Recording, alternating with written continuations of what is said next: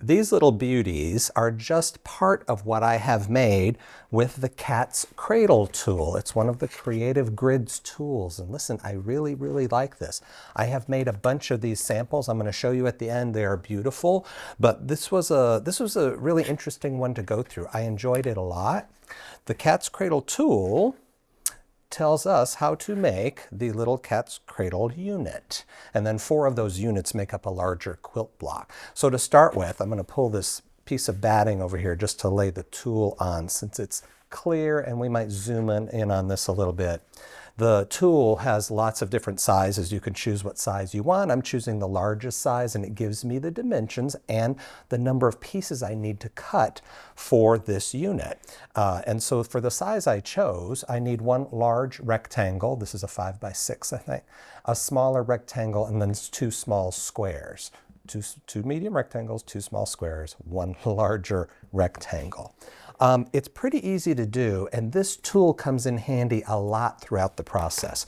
So first, when I have these medium rectangles and small squares, I want to take them and put them right sides together, stitch a 1/4 inch seam, and open this up. I want to do that with both of these, okay? So I have done that, and I'm going to show you. They look like this, right? Simple start. Now we're going to put these face to face, right sides together, but I don't want the colors to be touching. I want them on opposite ends. So when we lay these together and stitch a 1/4 inch seam down this side, then we will open that up, and it looks like this. Still pretty, right? So now it gets interesting. Now we're going to use the tool, because on the tool it gives us different sizes. So I have some seams that I have sewn around this square, and on this block it says, I'm going to stand up here a minute. Oh. On this it says place on seam line, this V shape. So I'm going to place this on the seam line for my square, and I'm going to draw a line across the back. Now I'm using a pen just so you can see it on camera. You'll use, one of your markers for fabric and all that. Then I'm going to turn this around and do the same thing. Again, the thing says place on seam line, so I can line that up. And I'm also lining up dotted lines along this edge. And I'm going to draw that line as well.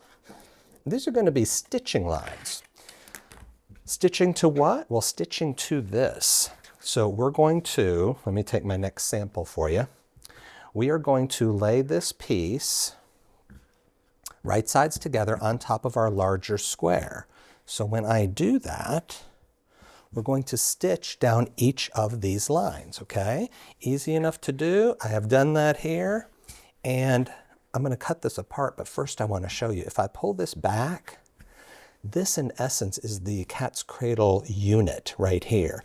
And you can see that your points are good because you're sewing from the back here. So you know that that's going to be a good result. So I always take a peek, because if my points are a little bit off, I can rip that seam out and redo it. But I don't think I'm going to need to on this.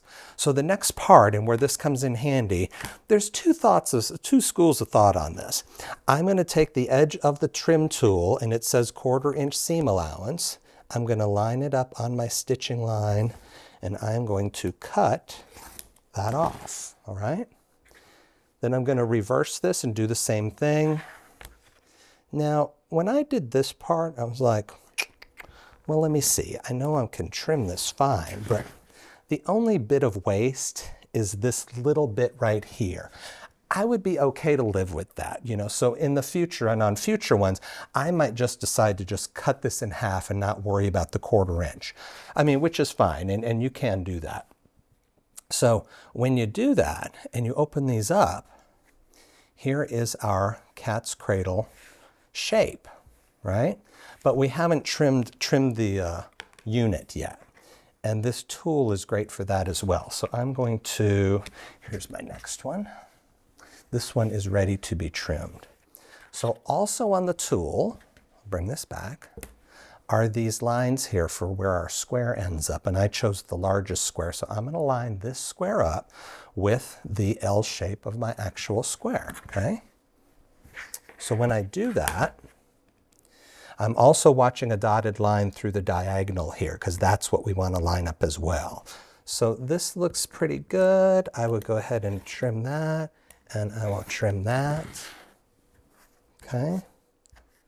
So those pieces can go away. I'll rotate it twice.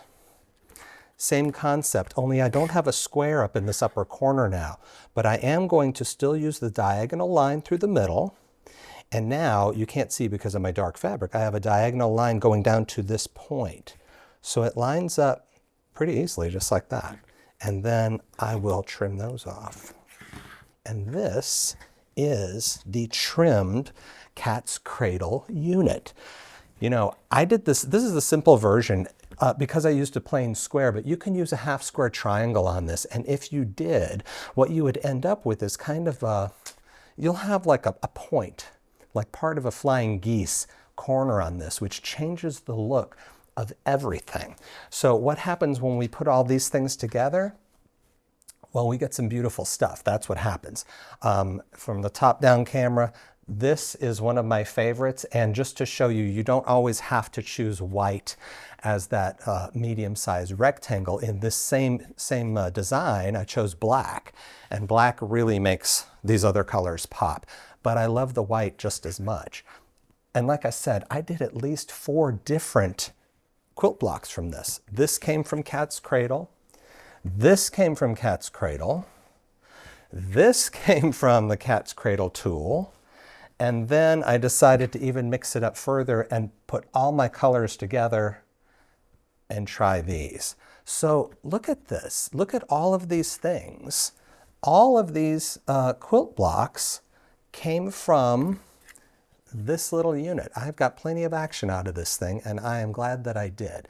This is really fun. I love this. I hope you will try this and show me what you have done with the colors and stuff with this. I would really love to see it.